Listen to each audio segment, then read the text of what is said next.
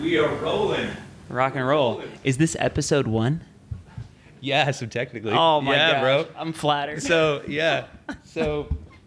cool, man. We're live. Thanks for having me. Yeah.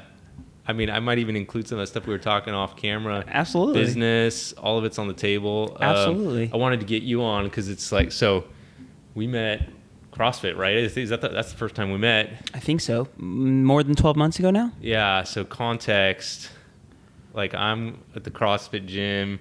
You might have been at a different class, but then you started popping into the 5:30, which I was at. And then I'm like, what's with this guy? We like finished like a crazy WOD.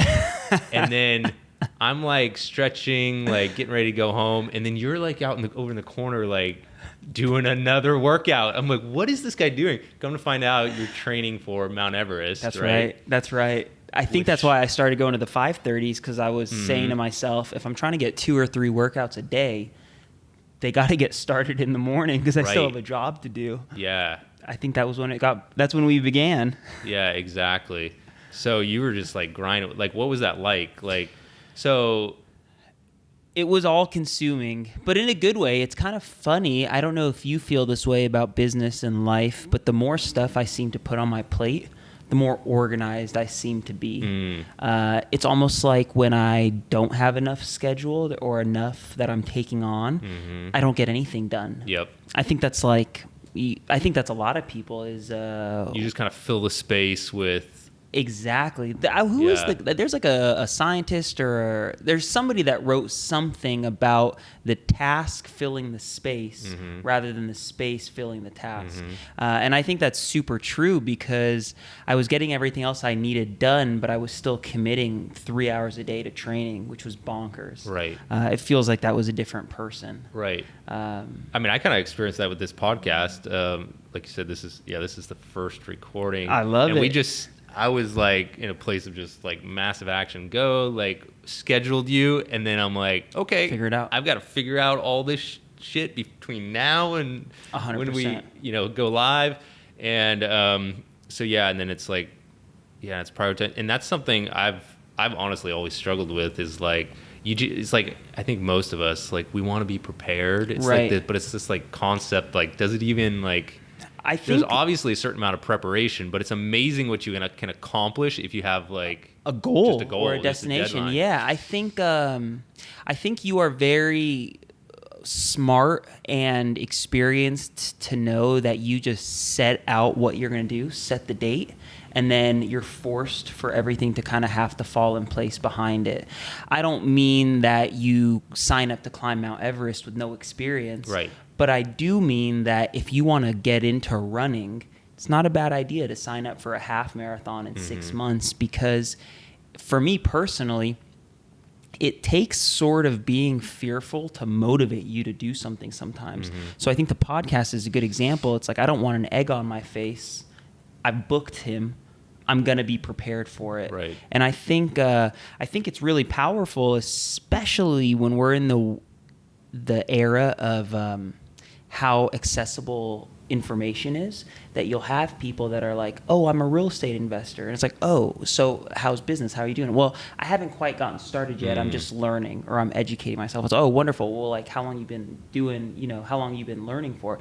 Oh, I've read every book and I've been studying for 12 months. Totally. And I'm like, what's holding you back? Like, when do you get started? Well, I'm not quite ready yet. And it's, I think that's like human nature, is people can over prepare when instead they just need to equip themselves enough, and you figure out the rest along the way. Right. So what was that moment for Everest for you? Gosh. Like, when did you make that commitment? Yeah, so the commitment in the universe was probably more than 10 years ago. Oh, wow. So I had been climbing for about 10 years before Mount Everest. I decided 10 years ago that I was going to climb Mount Everest. Okay. And then I was just slowly chipping away other mountains. Yep. But most specifically, I remember coming back from Bolivia where I was climbing in the Andes. Okay. And the whole purpose of me climbing in the Andes was to see how I did at about 21,000 feet. I was going to see how I would And for do. context, Everest is 29? Yeah, Everest is a little bit over 29,000 or 8,000 meters. Yeah. It's considered an 8,000 meter peak. It's almost 9,000 meters. And what they say as far as the physiology is that if you can perform above 21,000, the chances are you'll do okay above 8,000 meters or 26,000 feet. So I was out there cutting my teeth to see how I would do because I love to climb. And I came back from that trip and I talked to my family and said, guys, I think it's the time for me to give this a shot. You know, can I have your blessing? Because it's about to really take a lot of time away from you. Like, it's going to take me away from you guys. So everybody needs to be on board. And are you dating and engaged at this point and all that? At this point, I am engaged. Was I married? I think I was engaged when I went to Bolivia. Yeah, so I went climbing. I was climbing in South America before I got married. I got married when I got back a month later or 2 months later. And right after the wedding, I told her, baby, it's time for me to climb Everest. If you're going to agree like this, it's go time. Yeah. And the moment that I really decided is when I put down the deposit. The deposit's not refundable. So I remember right around September, so this is before the wedding, or maybe October. It's all foggy now, but it was sometime late last fall where I put down the deposit, and it was $20,000. Right. And I knew I wasn't getting it back. The permit is $12,000. Right.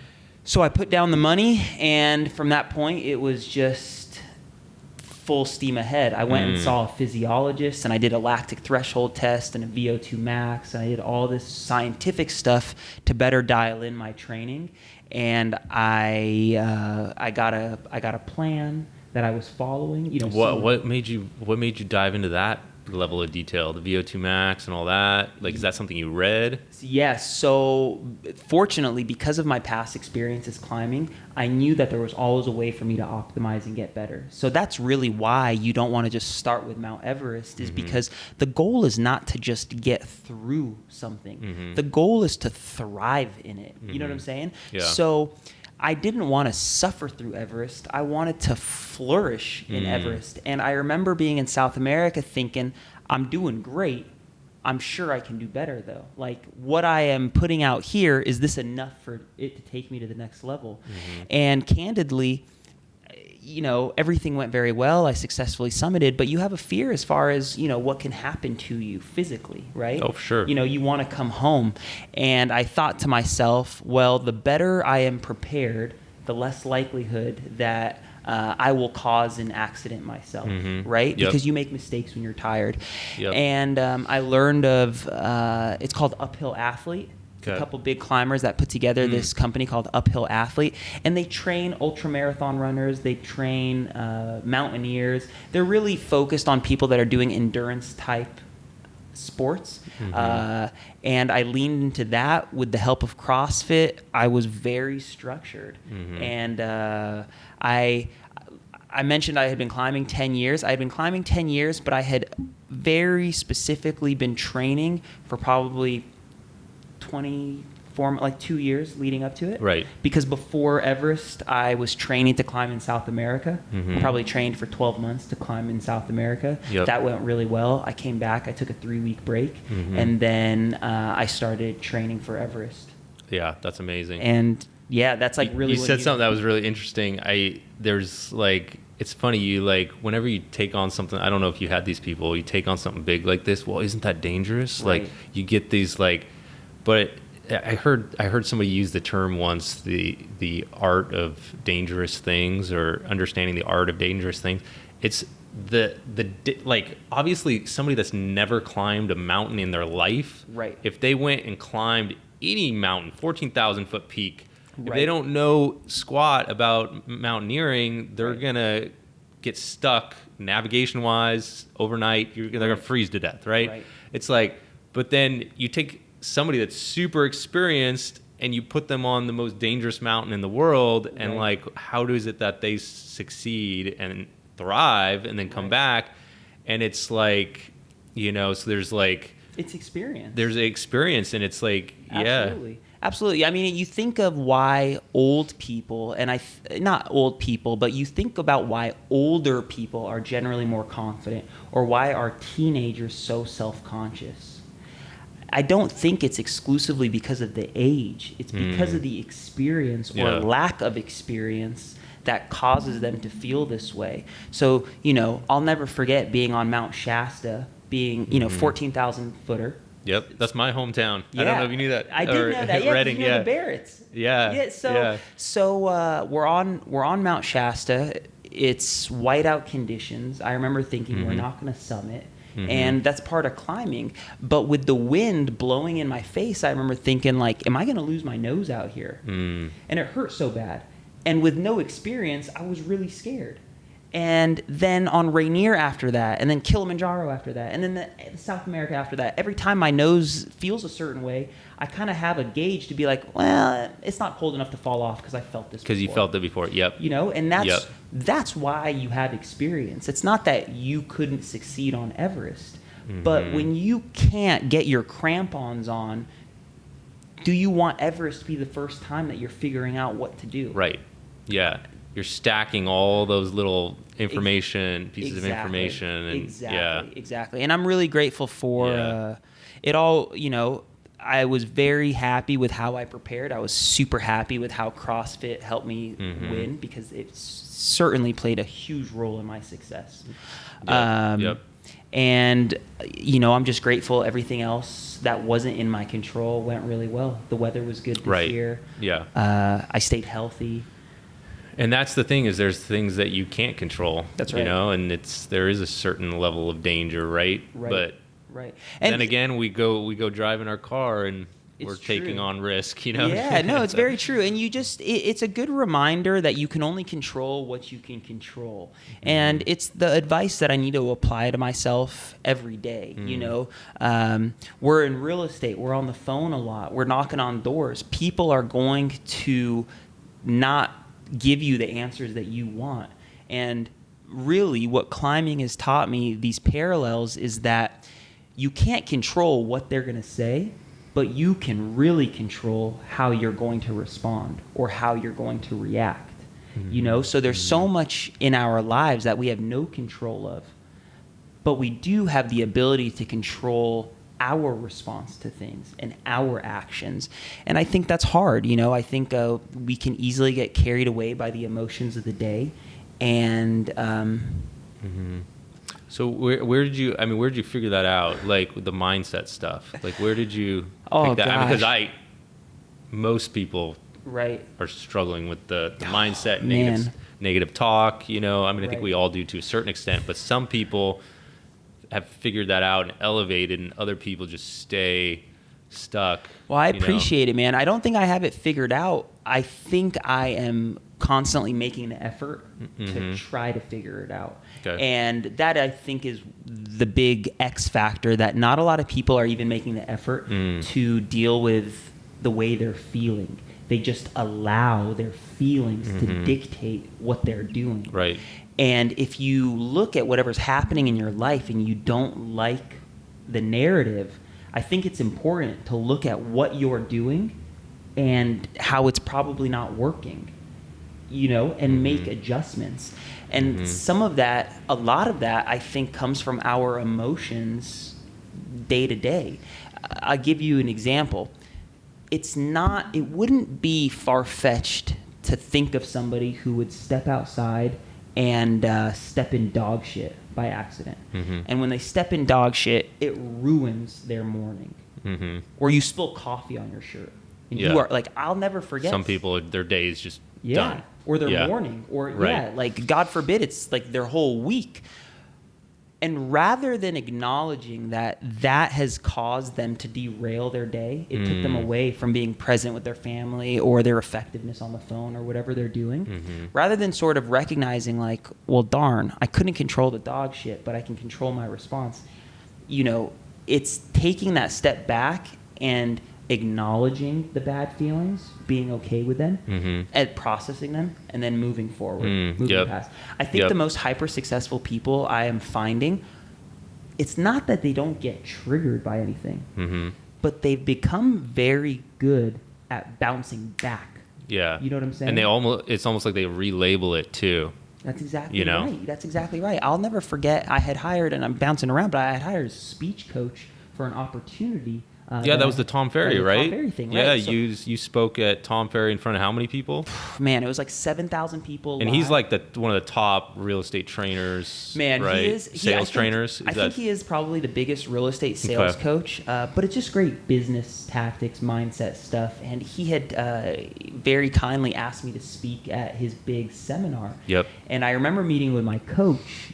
This ties to exactly what you said. I remember meeting with a speech coach I hired because I really wanted to prepare. Mm-hmm. And she said to me as I was cultivating like my speech, she's like, Krys, have you ever gone through any hardships?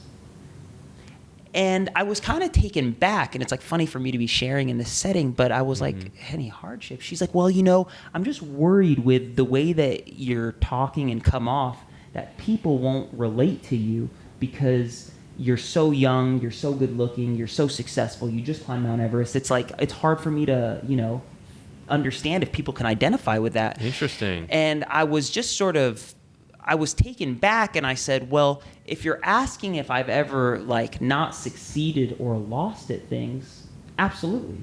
A gazillion things. Yeah. Like I've failed the bar exam in the past. I've not summited mountains in the past. But what I said to her was, I don't look at any of those incidents as failures. Right. I look at them as what needed to happen to get me where I was going. And that framing of life is not happening to you, it is happening for you. Right. Is, I think, an X factor that we need to embrace. I think you're right. I think that's probably one of the biggest keys. I mean, for me in my life, the shift happened. I mean, I went through some shit, went through a very difficult divorce, very painful for me. And what shifted everything for me was when I started taking ownership. Like, okay, I need to stop blaming other people for my situations, for my unhappiness, right? And taking control, right? What are the things I can control? I can control, my outlook on life. I can control my effort. I can control, there's people in my life that I can love, and take care of. And that really set me on what ended up being my mindset journey, like, getting after that stuff. But I think it's like, number one, awareness, right? We got to be aware of it. And then number two, like, you just got to own that stuff. Like, 100%. You don't want to be a victim. It's not going to serve you. No, and I think the funny thing about being a victim is I don't think people intend on victimizing themselves. Right. But what people want is to feel special. And follow me with this. I read a book called The Subtle Art of Not Giving a Fuck. You heard of it? I've seen the title, but Yeah. It's like a mindset book. Yeah. And the title is misleading, but it's a great title because it draws people in. Right. And a lot of the book is about feeling victimized and realizing that people don't want to be necessarily victims, but they want to feel special. So when you are the victim, when you're going through a terrible divorce, you feel like nobody can understand what you're going through. Nobody can relate. Nobody feels the pain like I feel the pain. And the trouble with that kind of thinking is that it continues to allow you to feel unique when the reality, and this is like a tough thing, but it's like I call myself out on this all the time, is like our problems are not necessarily special. They're special to us, but like we're not the first ones to go through hardship. We won't be the last. We're not the first ones to suffer through depression or anxiety or any of these things. That we need to be humble enough to know, like, I'm not special. Like, I'm not a victim. I'm like other people dealing with this, and that very transparent sort of, it's a bit abrasive. It's like, it's hard for me to even say that to you because I feel cold saying like, you're not special going through this before. You are special, but your feelings are not like entirely, like, people can identify to you. And I think you remove yourself from this idea that like I'm on an island, allows you to sort of make those leaps. Yeah, no, I think you're absolutely right. It is kind of weird to say, but like in a way, like when we're just constantly thinking about our pain like that, it's kind of selfish, right? It's like that was the other part of my journey is like like I got to get out of this place of just thinking about my pain constantly. Right. And like I got to go serve some other people and help other people, because that's the thing that's really going to get you out of that situation. 100%. You know? And it's like, it's kind of like tough love in a way, but so I mean, obviously you want to balance like empathy with people and empathizing with them and being there for people, but like at some point it's like you gotta get over yourself and you gotta start helping other people. And it's easier said than done. It is. You know, it's so much like easier said than done. And I certainly, man, people will ask me, what did I learn from climbing Mount Everest and what was the hardest part? And what I quickly learned was the hardest part of climbing Everest was not climbing. It was not training. It was not preparing. It was coming back to the realities of being home and dealing with sort of the emotions that you're forced to process after a big goal. And man, the amount of sort of humility and empathy that I have for other people now that are sort of having a hard time launching is, whew, I've never had this sort of like compassion. Like how so? Like what did, So like in the past, I would be at the gym 2 times a day. Before training for Everest, I was there once a day religiously. Religiously. Like my identity was partly related to fitness. And I sacrificed so many hours, so many weeks, months leading up to this event that when it was over, I had no carrot to like chase. And I'm very motivated by something to work towards. And I took a week off when I got back. I took 2 weeks off. Took a month off. And I'm saying to myself, you're special. You just came back from climbing Mount Everest. You know, you should take 2 months off. 2 months I took off. 3 months. I think now I'm at 4 months home. And this is the best week that I've had, going to the gym 4 times. I know that it's good for me. I know that it makes me feel better. And yet, I am having so much resistance to be disciplined, to get up when my alarm goes off, to be disciplined, to push past the friction and just discomfort of exercise and lean into these routines. Like everyone's like, well, you're so motivated. You're so motivated. The funny thing about being motivated is like you can go to a Tom Ferry rally or a Tony Robbins rally and be fucking motivated. Right. Like you walk out of those rooms.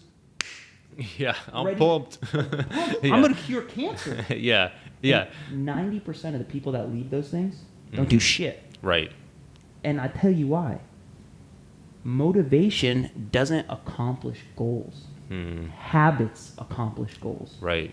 Discipline accomplishes goals. Right. Motivation ain't shit if you don't have the rest of it. And that's the piece that I'm like, I'm exercising the muscle again. And I never used to be sympathetic towards people that were sort of getting off the couch. I was never on the couch. Right. And now I'm like suffering from imposter syndrome. Now I'm just like, I don't even identify as the same person I was. And I'm working to. You think part of that is just figuring out like what your next thing is? Is that you're like back from Everest? You're like, what now? What? Like I think so, and that's what's so big about setting big dreams and big goals is you end up accomplishing these things, and you accomplish them sooner than you thought. Right. And like, what next after that? Really, what next? Like, what gives you purpose? Yeah. And that is a big piece of it. Is I'm so mindset driven in the sense of like chasing something. It's hard for me, you know. The way that I analogize mountain climbing, especially because it's so dangerous, is if you've ever had an ex-girlfriend or somebody cheat on you, you are so upset, but you also are totally consumed with them still and obsessed with them. And it's like they burned you, but you're still like, oh, I need you. And that's the funny thing about climbing is it fucks you. Like it literally like spits in your face and hurts you physically, mentally, emotionally. And then you leave. And then you're just like, but I miss you. So ruthless, yeah. And then in the back of your head, I imagine like the commitment level to do it again is insane. Right. Well, so that's talk about parallels. That's why climbing is so fun, because it's the simplest, most pure example of everything in life. Is people will be like, yo, I want to sell 100 houses. How do I sell 100 houses? It's super easy. Mm-hmm. Prospect market, go on appointments, prospect market, pick up the phones, like do the work. There's no substitute for doing the work. Mm-hmm. But I don't want to do the work. I just want to sell 100 houses. I don't like the work. I wish I had like something to tell you other than be very mindful what the goal is that you think you want to accomplish, because the goal only lasts so long. Mm-hmm. It's the journey getting you there that if you're not really enjoying and not really, getting satisfaction of, the picture that you get on the top of the mountain, it lasts 20 minutes. Right. Like how often, I haven't looked at the picture. Like I don't look at the summit photo. It doesn't matter to me. Yeah. Like I don't think that's enough to get you going. It really is the process, and people need to be mindful, I think, of what they want to commit to and how much you have to sacrifice to get there, and be honest with themselves. It's like, do I want to work out 3 times a day? Mm-hmm.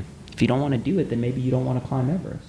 Yeah. Like I want to run a marathon. Everyone's like, you should do an Ironman. Do an Ironman. That's next. And I'm like, I don't want to swim. Yeah. It's got to be something that you're interested in, right? Exactly. So you kind of inspired me, like, after the Everest thing, because I recognized, I was like, oh shit, like Krys, like he set a freaking hard goal, right? And then you work your ass off to get there, and then it's just amazing what you can accomplish when you set a goal. So I was like, when you came back, I was like, damn, I need to think of a goal. Right. Like it's not Everest. Like I have no desire to climb it. Yeah. It's one of the things I thought of, because I was just throwing out ideas, like what are some things I could commit to. One of the things I thought of was like I should try to run a 5-minute mile. Like yes. Sounds awful, but it's like that's like it's in this season of my life at least. It's a little more attainable to train for. Right.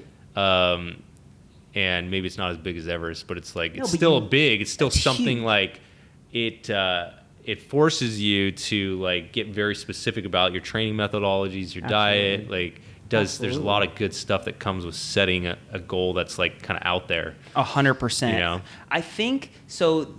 One thing that I've noticed with these goals or big goals is that people are reluctant to set them because they don't want to fail.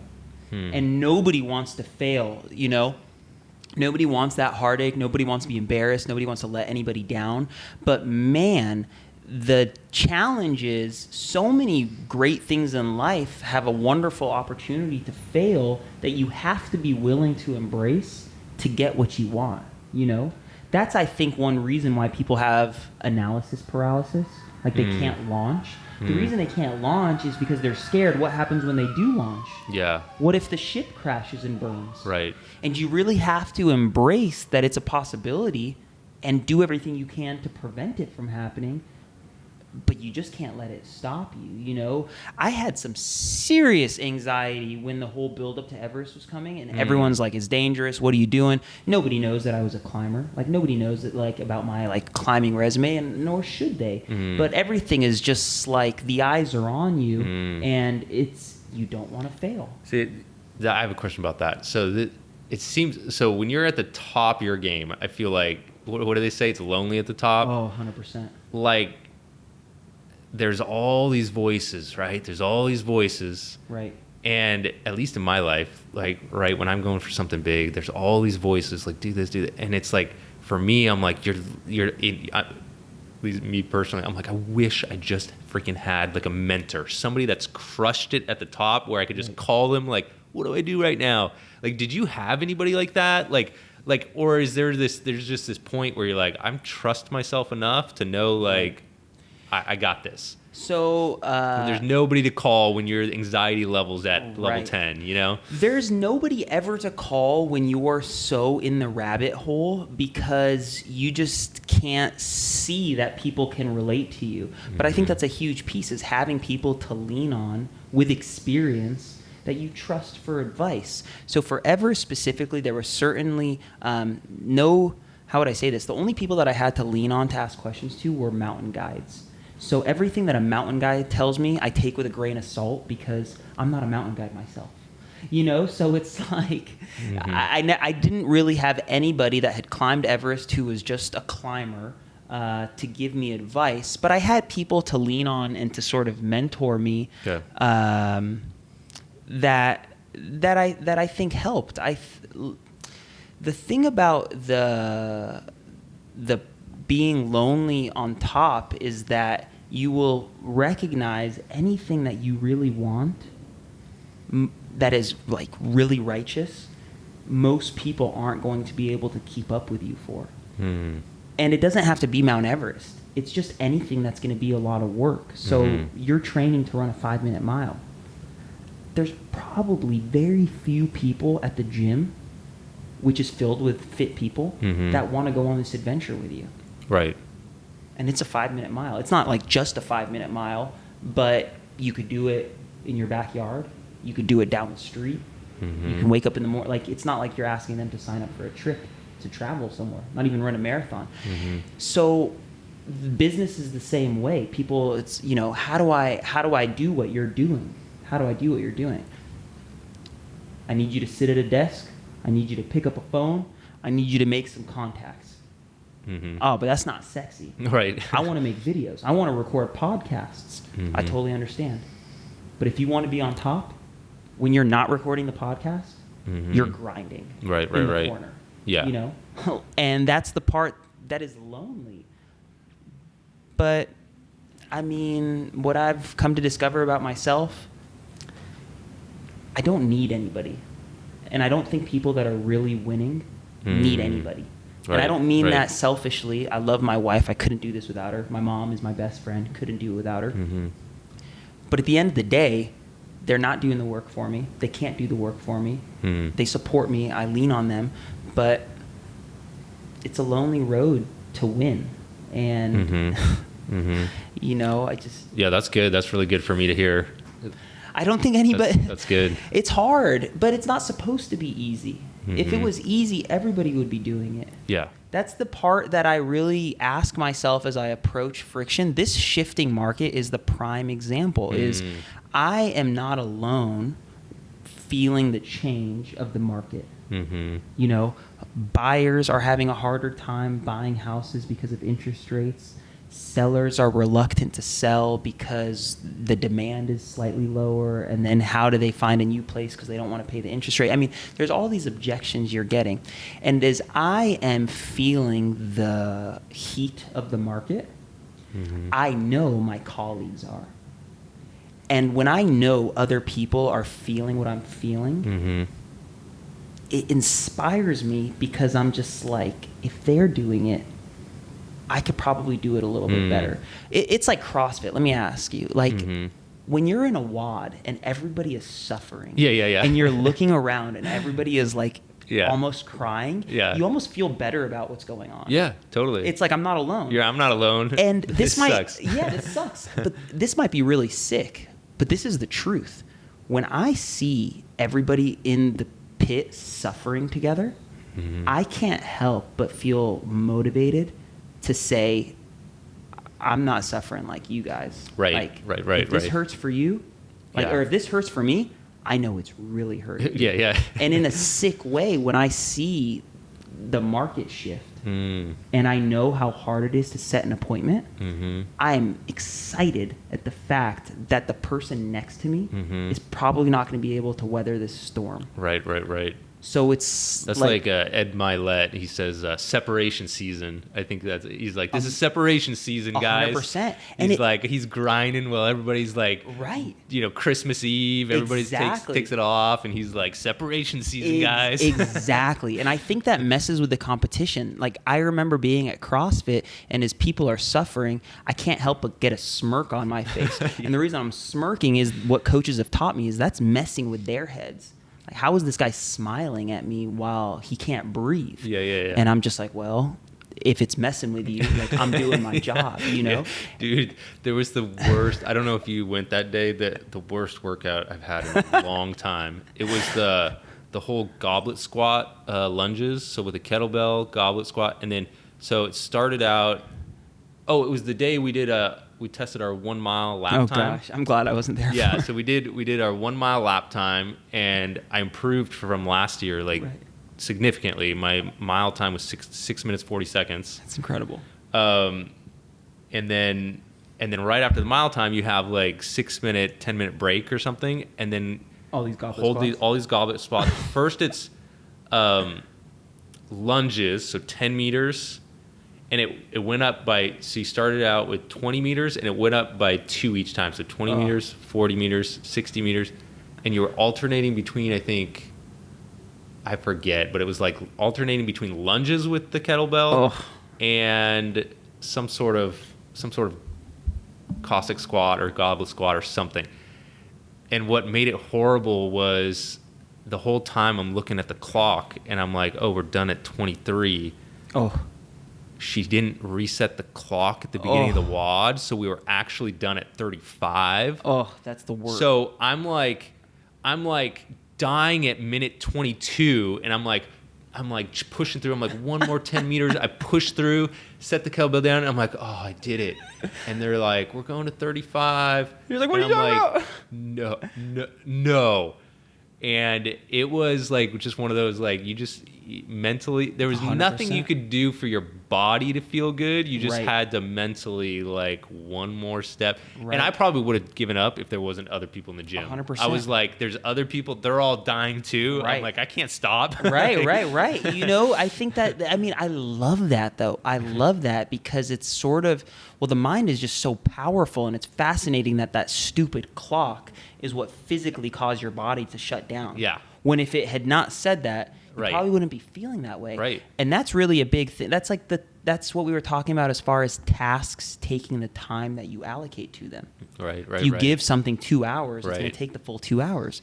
And I just think, knowing something's going to be very uncomfortable and accepting that is helpful. You know what I mean? You don't climb Mount Everest thinking you're going to be comfortable. Accept that it's going to be uncomfortable. Accept that you'll never be warm. Accept that it's going to be hard and that you're away for 2 months. And once you accept these things, it's not so bad. And that really is, I think, life generally, is accept what's happening to you and adapt. Don't be like a victim to the circumstance. And life is not a competition. We are competing against ourselves. When other people are doing things that are amazing, you can't help but compare yourself because it tells you what is possible. Right. Like, this average Joe did X, Y, and Z. What does that mean that I can do? And I think it's good to continue to be critical of yourself, not so much where you're anxious and paranoid, but critical of yourself where it's like, I think I can do more. Yeah. And every day it's how much more can I give? How much more can I put out? And I think if you're always on that journey, then... Yeah, that's good. I think Tom Bilyeu, he calls it his 80-20 rule or whatever. He's like 20% of the time I'm in the dark side, like beating myself up, you idiot, like you can do better. But you don't want to stay there, obviously. That's right. Then 80% of the time he's like, okay, like you got this, like positivity, you know. But you got to have those moments where 100%. You're like, okay, here's reality. Like I'm not where I want to be. You know. I don't want this to sound egotistical. I was at the gym with Stephanie, and I was having a hard time with a workout. And Stephanie said, "Krys, take it easy. You're Mr. Mount Everest." And I know she meant it with so much love. Like Stephanie is so loving and caring. And in that moment when she said, "You're Mr. Mount Everest," I nearly had a panic attack, and I saw myself as an old man who hadn't done anything except climb Mount Everest. Right. And when I say that, I feel a little bit like an asshole, because it's like, that's a wonderful accomplishment. I should be grateful for have accomplished something so awesome. But at the same time, if my life amounts to a mountain, right, I think I fucked up somewhere. Yeah. I don't mean that like, I just know what I'm capable of, and I kind of know what I want my identity to be, and a climber is part of it. Everest is part of it, but it does not define me. No. And it's like we want to reach our full potential, right? We're not. That's exactly right. That's like, and I think people project, right? It's like, oh, you're good, like, like no, like I'm like, this life is very short. I'm here to crush it. 100%. Like, I want to see how far I can take this thing. 100%. It's 100%. Like, being the alpha is not the place that you grow. Being the minion when you're amongst people that are doing so much more than you is where you flourish. You know what I'm saying? I want to be in rooms where I've accomplished the least. I want to be the guy that nobody wants to hear their opinion, in the sense because they've done so much more, and I'm there to learn from them. And I don't think people operate from that. Like, it's not good for our egos. But the ego is what prevents us from having the breakthrough. Yeah. The ego prevents us from really what we're after. And man, it's a hard thing these days. Like, I feel bad for kids. I didn't have social media like this when I was younger. I wasn't constantly reminded what my neighbor is doing better than me. Right. I think it's hard, but you got to check yourself and just, be relentlessly disciplined with taking care of your mind and doing whatever you need to do to, take steps forward. Listening to Ed Milet, just little stuff like that. The fun, we mentioned social media. The funny thing about the algorithm and all the negative stuff we see is it generally gives you what you want it to give you. So if you're scrolling, I'll be very honest. Like, if you were to scroll through my Instagram feed, you're going to see real estate stuff. You're going to see, this is disgusting, you're going to see like pimple popping stuff. I get sucked into those sometimes. Yeah. You'll see, did I say fitness stuff already? It's funny, like, you'll see like a bunch of like buff dudes that are cool on the juice, but it's like the stuff, the algorithm is giving you what I'm looking at. And when you are in the dark place, looking at stuff that's not good for your mindset, it's going to pull you into that. If I went onto my mom's feed, it would be like Ed Milet, Tom Billio, Ray Dalio, like all these just mindset, and so it gives you what you put in. Interesting. Which I think is life. You get what you put into it. Yeah. So speaking of social media, like I'm assuming you've blown up here pretty recent. I mean, when did that happen? Like, so obviously you've been like grinding at social media, producing videos like crazy. Like one a day? One a day. One every single day. And then like since 2018. 2018. So when did you start to see like traction from that? 2020. So 2 years in? Probably 2 years in was when I felt like notice was starting to be taken. And it's funny about the notice, because you'll just post, nothing. And then one day something will pop, and then you gain a little bit of momentum, and then you show up and nothing. Can you think of one? What was the first time something? What do you mean popped? Did somebody notice you? Yeah, so I remember probably early on, maybe 2 years into it, having tagged them in a bunch of stuff. The Broke Agent, which is a real estate sort of meme account, had shared my video. That gave me a lot of traction. The one that I really remember pushed it for me, and that's why I have so much gratitude for Tom Ferry, is at one of his events. This is an event 2 years ago. He put one of my videos up on the monitor. No way. In front of thousands of people. What? And he just said, "This is great stuff. This is what you guys need to be doing." And he like pat me on the back. So he was highlighting it as like an example of like, this is a good video. And I remember that was one moment where I just looked at the phone and I was like, "Oh gosh, look at the power of networking, the power of this stuff." but it's just relentless execution. And it's not like I have it figured out, but I think what I've gotten very good at is taking the ego away, not minding that I look or sound silly, and just you do a lot of comedic kind of I'm stuff. I try to do some humor, like the infotainment route, teaching people while I'm entertaining There's them. very few people that will make themselves look silly Oh, yeah. for the sake of videos. Like, Right? you know, You know. So is that pretty tough sometimes? You're just like not in the mood. 100%. 100%. So I will typically see the video once it's finished to post it, or I'll see it once after it's edited to make sure that I'm okay with it, and then I'll see it once to post it, and then I'll never watch it again. Right. I hate the sound of my voice. Just too hard to. It's just too hard. Yeah. I mean, imagine having to listen to every call you made. Right. Oh, it would be terrible. You know, it's like you're going to learn from it. So I certainly learn from, auditing the account. But it's tough for me because the more I hear my voice, the more I'm just like, this is awful. This is awful. I don't know if I'll ever listen to the whole thing again because it's just, we're just a little bit self-conscious. But that's the part that I am proud of myself at, is I've gotten past sort of the negative comments. I've gotten past sort of feeling like I'm getting judged. Yep. And I just do what I need to do.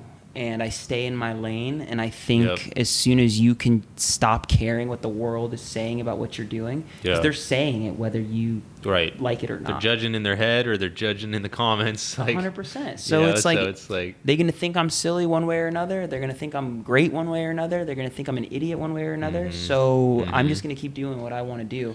And it's a part of my business that I've been exercising the muscle. Yeah.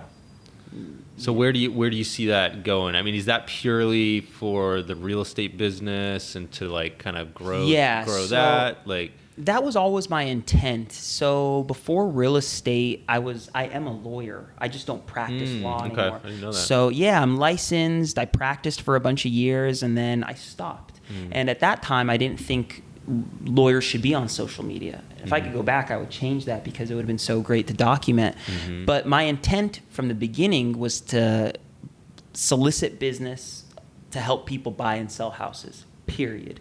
The part that I never expected was for my colleagues, real estate agents, lenders, title reps, other real estate professionals, to be such a big piece of the audience. I had no idea that they were going to be looking to me for inspiration or advice or how to. And that has been a shift in the content because I want to help them and I want to serve them. So a lot of the humorous stuff is content that makes real estate professionals laugh, maybe not something that would make the consumer laugh. And most recently, this is the first really that I've talked about it, is Instagram has recently released this like subscription type thing, and it's where people can pay to subscribe to premium content. Really? Which is crazy. That's amazing. It's like it's new. And long story short, I never intended for that button to show up on my page, but it did. And I said, I don't have anything to share with these people. And then I'm messing with my account one night and I see that there was 5 people that had already signed up. Wow. They're getting nothing. Wow. And when I saw that, I'm talking to my marketing guy, I'm talking to my team, and they're just like, this is one of the signs from God that you need to start giving this audience what they've been asking for. Do you have to be at a certain like follower level to get that? I don't know. Okay. I'm not sure. Like my mom, we got my mom to, she's at like almost 16,000 followers now. So she's got a pretty good platform and she doesn't have the button yet. I don't have much more than her. I'm like 21,000. And I recently got the button. So somehow Instagram gave it to you. Yeah. But what it's been very good to do is force me to take off on a project that I've sort of just been kicking down the road for a while. I don't want to ever say no to people, so I find myself on Zoom calls all the time. I find myself on phone calls all the time with other professionals, giving them advice on what we're doing in our business. And I want to continue doing that, but I also have to be mindful of my time. So it's cool that Instagram has this thing for $5 a month, which is literally a cup of coffee. I can now make content exclusively for the industry. So interesting. Which is nice because I've always been a bit hesitant to be sharing certain things knowing that consumers are also watching me. Right. So it's There's like different audiences. yeah, exactly. So it's like I don't know how comfortable I am sharing how I deal with X, Y, and Z when I'm going to be dealing with this person about X, Y, and Z in their kitchen. You know what I'm saying? So it's been pretty cool that I am able to make content behind a wall that's been specifically to help agents. And it's actually causing me to get so much better at what I'm doing because it's forcing me to dial in the SOPs. Nice. It's forcing me to sort of systemize what I have in my head to give to people, right? Totally. And I wouldn't have done that otherwise. And there's a lot of value in that because it's like you've been at it for years. Your family has been in the industry for years. It's just and it's like if you're getting started, it's like, how the heck do I do this real estate agent thing? Especially in this shift, you know, and it's just little stuff. So, for example, I was door knocking with my team yesterday. We're really doing the sweat equity with things changing. And as we're door knocking, I'm like, man, I should probably just give these people what my script is when I'm door knocking. Because that's a place that people have friction and resistance. And like, what do I say when I'm at the door? Right. So that's the kind of stuff that I'm sharing behind the wall. Yeah. It's like, I'm out here in the streets. This is my script today. Perfect. Take it and apply it. So it sounds like another business opportunity just kind of opened up and you weren't really expecting it. I mean, that's education's its own business. Education is really its own business. And it adds to that imposter syndrome. It's like, who am I to teach them? But at the same time, everybody has something of value, and it's just being able to find the audience that wants to hear it from you. Yeah. And I don't claim to have it all figured out, but I do know that what I'm doing is working for me and my business. And if people want to like apply it to theirs, I don't want to stop them. And I love it. Like, it was awesome to speak at Tom Ferry. It's awesome to get DMs from people saying, hey, how did you do this? Or why did you do this? How could I do it better? I would be lying to say I didn't enjoy it. That's awesome. I don't want. You got any more speaking gigs lined up? Or I think it should be a decent one. So Tom Ferry asked me to come back to speak at a webinar on December 4th. Nice. I don't know how many people. They told me at least 200, which is like not a bad audience. Sweet. But the reason I like it is because it's forcing me to dial more of myself in. Yeah. And it's also helping me stay accountable. Like, I want to be walking the walk. So if people are looking at me for advice on social media, I better be in the trenches on social media. Or if I'm telling people how to better serve a client, I better be trying to serve clients. And that's really why I'm really trying to get back on the fitness train, is because I feel like an imposter talking about certain things, and I'm not disciplined enough to take my own advice. I made it to the gym this morning. I'm so proud of myself. Yeah.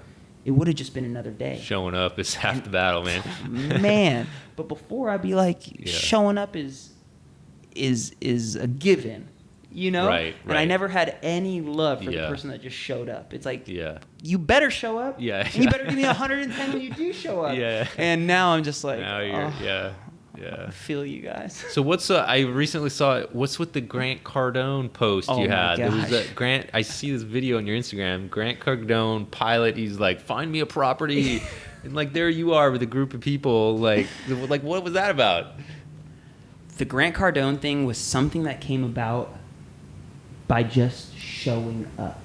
Yeah. That's the piece that people don't realize. Life will put opportunities in front of you if you just keep showing up. And for me, I generally say yes to most things because I just feel like I'd probably squander some time because I say yes to too many things. Okay. I also think I find myself in great opportunities. Right. So Grant Cardone was some funny timing. I had a producer hit me up on Instagram. I'm sure he found me through Instagram. So the producer finds you through Instagram, hits you up. You don't even know what's coming here. 100%. Hits me up on Instagram and says, I have a TV show about house hacking that I want you to be the host of. Would you audition for this? What? And I said, house hacking? I know a little bit about that. Yeah. Like, I house hack myself. Right. I help people house hack. Let's audition. I did the audition, and nothing ever happened. I reached out to the guy 5 weeks later. He said, the TV show didn't get picked up by a network. No house hacking show. I said, all right, cool, thanks. He hits me up a couple weeks later and says, hey, got another TV show. Do you know who Grant Cardone is? I said, of course You're like, do I know who Grant Cardone is? Yeah. Said, well, it's kind of like Shark Tank, where instead of pitching him an invention, you'll pitch him a deal. What? Are you down? What? And I said, it's not really what I do, but how do I say no to this? Right. How do you say no to that? I'll audition. Yeah. So I auditioned, and I got the gig. What? But the gig is reality TV, to where you really need to bring him a deal. Yeah. So I flip everything upside down to be looking for a deal that I can present to Grant Cardone. And I don't know when this is going to come out and when the TV show is going to come out, so I feel like I can't spoil it. But I did the TV show. It was a wonderful opportunity. It was cool to meet Grant Cardone. And the takeaway is you just have to be open to opportunities, even though you don't know where they're going to take you. Yeah. This podcast is a prime example. You just have no idea who's going to watch it one day that it'll resonate with. Right. That will cause some sort of butterfly effect. Right. And you just have to trust the universe. Yeah. You just have to trust the process that it's getting you there. And I don't think I'm destined. My goal is not to be on reality TV. My goal is not to be a social media influencer. Yeah. My goal is to serve people in a way that I enjoy serving them. Right now it's real estate, specifically like buyers and sellers, but now it's also my real estate professional. Yeah. But I don't know what the future holds for me. So if I'm just open to that. Yeah, totally. So how many times were you on set or whatever? We filmed twice. So one day we filmed up in LA or where? Up in LA. Whoa. Yeah. So the first day was like on the rooftop of this funny building, and I was certain I was in the wrong location because I was like, this is not a film site. Right. But it sure enough it was. Yeah. And then second day at the project that we were pitching, and it was a wild experience. Grant Cardone is a very intense man. He is a personality, dude. Yeah. A personality is a great way to put it. You can't miss him. That's the thing you have to give to Grant Cardone is you can't miss him. He's on social media everywhere. His ads are popping up on my social media all the time. Right. I think cannot get away from him. No, he's sort of that mindset. This isn't political. He reminds me of Donald Trump in the sense that they are not after fans. They are after disciples. Interesting. Grant Cardone has fanatics. Trump has, apostles. And I guess where I'm going with it is, and this is a marketing tactic, is they don't want to give you vanilla. They either want to give you something you are going to love or completely hate. You are either going to be the hero or you are going to vilify me. Right. And they don't want to be in the middle. No. Because the middle don't sell. Right. Yeah. And it's just fascinating to be around people like that because... Yeah. It's funny because of Grant Cardone is so that way. I wasn't a fan for a long time. I'm like, no, he's too over the top. Right. But then I read his 10X rule. That was a good book. 100%. I was like, this guy, he's spot on. Dimes. It's it reminds me of the analogy I heard where it's with business, you got to 10X your goals is kind of what he's talking about in the book. But it's I had an experience where it was starting a business where it was I felt like the plane didn't get off the runway, and then you have no room to glide down if you make a mistake, right?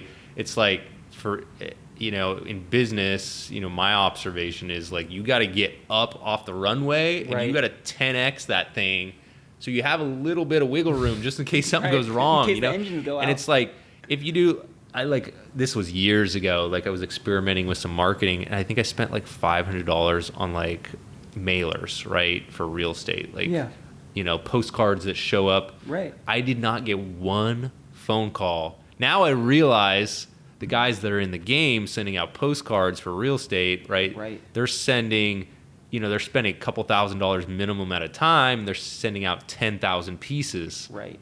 then you're going to get 5-10 phone calls back. Exactly. And it's like, so if you don't 10x that plan, Right. you get 0 results. 100%. Whereas if you 10x it, okay, you're going to get some results. Right. So That's super interesting. A lot of things in life are that zero-sum game, where it will be nothing, nothing, nothing, everything. And if you fall short of that everything, it's nothing. Yeah. Have you seen that famous picture of a man in a mine, and he's mining for diamonds? No. And he turns around. It's this funny little graphic. It's a mine of a guy in a hole, and he has a pick, and he's picking for diamonds. Mm-hmm. And the illustration is his back turned with like this much left to get to the diamond. Little sliver left. Dang. I can't tell you how many times I'm doing something, and the last door I knock or the last call I make is the appointment that I set. Yeah. Wow. And so good. it was an unsuccessful session on the phone. Right. But then suddenly, that last one is what breakthrough. it took. One breakthrough. That's awesome. And I think that's like a lot of things in life is that you have to plan large enough for the failure and know that it's coming so you can persevere through it. So when you tell me about the mailers, I know where the fault was, is that nobody told you need to send 500 once a month for 18 months. Right. So instead of looking at your budget as 500, I need you to not start this project till you're ready to invest 3,500. Right. Because I need you to commit $500 no matter what for 6 months. Yep. Because that's how long it's going to take to win. Yeah. And when you know that, and the first month is crickets, You're just like, this is what I expected. Yep. This is what I expected. Let's show it for Exactly. month 2. Let's show it for month 3. yeah. And you have to work something long enough to let it work. It's like Yeah. going to the gym. I went to the gym today. I went home. I took off my shirt. No abs back yet. Right. I went to the gym yesterday. Took off my shirt.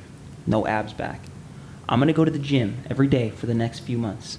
No abs will be back. Yeah. Does that mean that I'm not getting more fit? Yeah. You're getting more fit. You got to put in the work. You got to, and you don't see the results yet. Mm-hmm. And you don't see the results yet. You don't get fit eating a salad on a Tuesday. You don't wake up Wednesday more healthy. Yeah. It's the cumulative effect of this. Mm-hmm. It's the cumulative effect. Why do you think the guy like Chris Bumstead, the guy that won Mr. Olympia, he's like a super bodybuilder. You think it's a coincidence that the guys that won 3 or 4 years in a row, they're getting bigger and bigger and adding and like, Yeah. it's like there's I don't want to say there's no roof, but it's the compound effect. Like we talk about Donald Trump. Donald Trump was very successful, but it's also dynastic wealth. It doesn't take a lifetime to be uber successful. It generally takes generations. That's why it's called dynastic wealth. Look at the Rockefellers. Look at the Kennedys. Look at the Trumps. Look at the Hiltons. I'm not saying that you can't have an Elon Musk or a Jeff Bezos. Of course you can. But it takes so much time to become the boss. It takes so much time to be the expert. And there's no shortcutting any of it. Yeah. But it ain't sexy. Yeah. Yeah. Cool, man. Yeah, I'm sorry if I just get so good. tangential. No, that's good. Absolutely. So where can people find you if they want to connect with you? So you're big on social media and all that. So everything is pretty much my name, Krys Benyamein. You can find me at Krys Benyamein. I'm glad you're saying that, not me, because I struggle with your last name. I believe it. We'll put the spelling here. Yeah, we'll put the spelling on it. Yeah. Spelling. Yeah, it's right here. At Krys Benyamein, and you can find me on Facebook, Instagram, LinkedIn. I'm the one that looks at all my accounts. Okay. So if you send me a message, I will certainly respond. Cool. And yeah, I appreciate you having me. Yeah, man. Thanks for being on here. Thank you. So Episode good, 1. Dude. Yeah. So last question. Yes. I don't know if you can think of anything, but what's your biggest need right now? Maybe somebody can help you with that. Is it a connection? Maybe there's a resource. Is there anything? What's your biggest struggle and need right now? Gosh, need to meet somebody. I need to serve more real estate agents with what they need. So what I mean by that is, if somebody has a pain, like I'm trying to give people what they want. Mm-hmm. If people could tell me what their pain points are, it would speed up the process in which I'm trying to make for them. Perfect. So if any business person, real estate agent, professional is struggling with something, send me that question so I can make content around it. Perfect. Is the best way DM on Instagram? DM on Instagram would That's be dynamite. the best way? Cool. That would be dynamite. Cool, man. Yeah, I Thanks for appreciate doing you, this. man. Cool. This was a blast. Awesome. Hell yeah.